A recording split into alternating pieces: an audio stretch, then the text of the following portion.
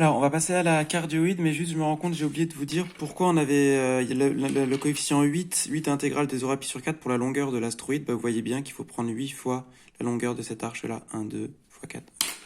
Alors, on passe à la cardioïde. Je vous laisse faire le domaine d'études. Petite pause. En fait, là, c'est plus rapide. X et Y sont deux pi périodiques, on pose moins pi, pas de souci. Et après, vous avez juste, quand vous faites X de moins T et Y de moins T, vous trouvez une symétrie par rapport à OX, et donc vous proposez l'intervalle 0 pi. Par contre, on peut pas faire mieux. Vous avez peut-être essayé pi moins T, etc. Ça ne marche pas. Alors, ensuite, les tableaux de variation, ils sont plus intéressants parce que les dérivés... Alors, je vous laisse faire les dérivés. Petite pause, essayez de faire le tableau de variation directement. Les dérivés, alors vous pouvez vous prendre de plusieurs façons, hein, c'est peut-être pas la meilleure façon, mais à la fin, pour x', vous trouvez moins sinus t fois 1 plus 2 cosinus t, donc moins sinus, ça va être négatif, et ça va changer de signe quand cosinus t vaut moins 1,5, ça n'arrive, puisque je suis sur 0 pi, ça n'arrive qu'en 2 pi sur 3. Ok. Et puis pour y', vous arrivez à cosinus t plus cosinus dt, vous utilisez cosinus p plus cosinus q, et vous obtenez cosinus t sur 2 qui est positif, et cosinus 3t sur 2 qui change de signe quand t égale pi sur 3. En effet, de t égale 0 à pi sur 3, vous aurez 3t sur 2 qui va aller de 0 à pi sur 2, donc le cosinus va être positif, et de pi sur 3 à pi, ça va aller de pi sur 2 à 3 pi sur 2, et entre pi sur 2 et 3 pi sur 2, le cosinus est négatif. Ok. Donc, ça vous fait comme tableau. Alors, il est plus compliqué, plus intéressant. Vous avez d'abord x' qui est négatif, on est d'accord, ça c'est positif au début, puis ça change de signe. Donc x' va être négatif puis positif, ça change en 2 pi sur 3. Y' va être positif puis négatif, là c'est un signe moins, ça change en pi sur 3. Donc, vous le tableau de variation, hein, décroissant, croissant, croissant, décroissant. On va avoir 4 valeurs importantes, les valeurs en pi sur 3 et les valeurs en 2 pi sur 3 que j'ai calculées là. J'ai mis des valeurs approchées pour celles qui n'étaient pas très simples. Et important, on va avoir des tangentes. En 0, vous avez que x' est nul, mais y' n'est pas nul. On pourrait remplacer, ça fait 2, mais peu importe. Donc vous avez un vecteur tangent 0, 2. Ici, vecteur y' s'annule, mais pas x', donc 1, 0. Et là, 0. X' s'annule, mais pas y', donc 0, 1. Par contre, ce qui est intéressant, c'est qu'en pi, les deux s'annulent, donc on a un point stationnaire. Alors, pas de branche infinie. Le point stationnaire, comment je vous laisse proposer comment on l'étudie. Pause. Vous avez fait un DL en posant t égale pi plus h, ça va particulièrement bien se passer puisque vous avez que des cosinus et sinus de pi plus h et vous avez la trigo élémentaire. Hein. Cosinus de pi plus h, ça fait moins cosinus h, sinus de pi plus h, ça fait moins sinus h. Donc vous vous retrouvez avec les DL de cosinus et sinus. Alors là encore, hein, j'avais commencé à faire des petits DL, mais en fait si on réfléchit 2 secondes, 1 moins cosinus h, c'est équivalent à h2 sur 2, cosinus h c'est équivalent à 1, donc tout ça, ça va être équivalent à moins h2 sur 2. Si c'est équivalent à moins h2 sur 2, c'est moins h2 sur 2 plus taux de h2.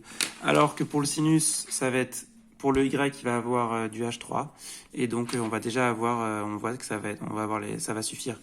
Donc là, moins cosinus h, c'est équivalent à h2 sur 2, là, moins sinus h, c'est équivalent à moins h. Donc si c'est équivalent à moins h cube sur 2, ça vous fait moins h cube sur 2 plus taux de h3. Je vous laisse le faire vectoriellement, pause. Vectoriellement, 0, 0, je dis n'importe quoi, ça commence pas à 0, ça commence à 2, plus t moins pi au carré, est-ce qu'on est d'accord, moins 1,5, 0, et t moins pi au cube, 0, moins 1,5, plus petit o de t moins pi au cube. Je vous laisse essayer de faire un tracé, et on va essayer de le faire bien ensemble celui-là, sinon. Pause. Alors, je pars, il faut que je regarde à la fois mon tableau et ça. Je pars du point 2, 0 avec une tangente 0, 1. Donc une tangente verticale. Mon point est là. Quel va être mon point suivant? Le point suivant, c'est donc en alpha bêta. Je vous rappelle que t égale pi sur 3, ça se voit pas sur la courbe. Donc c'est en gros 3 quarts 1,3. Donc x égale 3 quarts à peu près par là. Là, ici. Et 1,3 par là. Ok, à peu près. Et à ce point-là, on va avoir une tangente, cette fois-ci, horizontale. Donc je peux écrire comme ça. Bon, je peux peut-être faire tout. Je vais regarder tous les points particuliers, hein. Ensuite, je vais avoir en gamma delta, donc moins un quart, moins 0,43. Donc à peu près moins un quart. Pardon, moins un quart et 0,43. À peu près là, allez. Le point suivant, avec une tangente 0, donc verticale, mise au point. Et puis, le dernier point, ça sera 0, 0, avec... Alors, ça sera un point stationnaire, mais j'ai quand même trouvé que le vecteur tangent, il était selon l'horizontale. Donc après, on regardera ce que ça donne en termes de rebroussement, mais... Trouver un rebroussement de première espèce, on aurait pu dire. Ok, j'y vais. Entre 0 et pi sur 3, j'ai x qui diminue et y qui augmente. Et j'ai mes tangentes qui me disent comment se fait ça. Excusez-moi. Hop. Donc, comme ça. Ok, à peu près. Ensuite, entre... Bon, vous mettez pause vous-même, hein, si vous voulez le faire vous-même. Mettez pause. Entre pi sur 3 et 2 pi sur 3, j'ai x qui continue à diminuer et y aussi, selon la tangente. Pas de surprise de toute façon. Comme ça. Et après, j'ai x qui se met à augmenter et y continue à diminuer. Donc, comme ça. Okay. Donc là, on est sur 0 pi. Oups. 0 pi. Et puis après, c'est très simple parce que j'ai juste une symétrie à faire par rapport à OX. Et là, je vois apparaître en fait mon rebroussement. Alors qu'en fait, la symétrie, n'hésitez pas à vous aider des points particuliers avec les tangentes rapidement.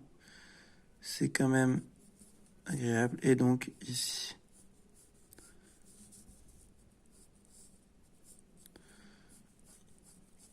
Voilà. Vous pouvez trouver sur internet plein de, c'est assez sympa, plein